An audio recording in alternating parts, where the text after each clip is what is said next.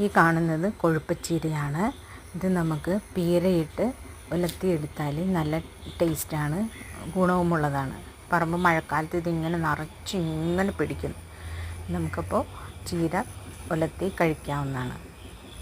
ബ്ലഡിനും ഒക്കെ വളരെ ഗുണമുള്ളതാണ്. ബ്ലഡ് കുറവുള്ള ആളുകൾക്കൊക്കെ അത് ഉലർത്തി കൊടുക്കാവുന്നതാണ്. ഇങ്ങനെ ഒഴിഞ്ഞു കിടക്കുന്ന പറമ്പിലൊക്കെ ഈ മഴക്കാലത്ത് ഇത് നിറച്ചിങ്ങനെ മുളച്ച് വരും. ഇതിൻ്റെ പേര് കൊഴുപ്പച്ചീര എന്നാണ്.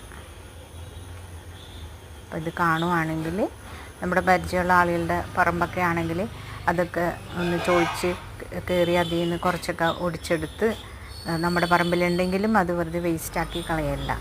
നമ്മൾ അത് പറിച്ച് ഉലർത്തി നമ്മുടെ വീട്ടിലുള്ള മെമ്പേഴ്സിന് കൊടുത്തു കഴിഞ്ഞാൽ അവർക്ക് അതിനുള്ള ആരോഗ്യം ഉണ്ടാവും. അപ്പം ഇതൊക്കെ നമ്മൾ കഴിക്കണം. ഇന്നത്തെ കാലത്ത് നമുക്ക് ഇങ്ങനെയുള്ള കുറച്ച് ഇത് കഴിച്ചാൽ ശരീരത്തിൽ വന്നുകൂടുന്ന കുറേ വിഷാംശങ്ങളൊക്കെ കുറയുള്ളൂ.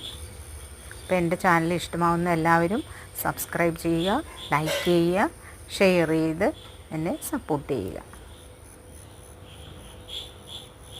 Thank you.